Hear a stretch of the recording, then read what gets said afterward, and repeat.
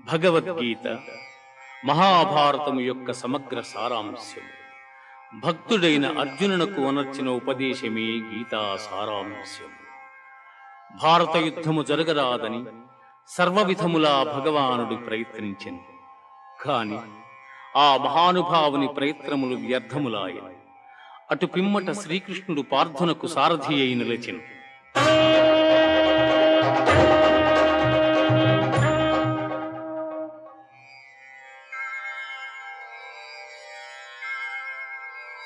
యుద్ధరంగమున అర్జునుని కోరిక మేరకు రథమును నిలిపెను.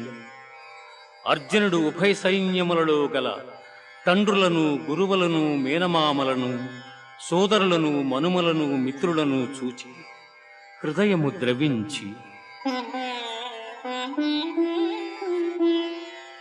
నకాంక్షే విజయం కృష్ణ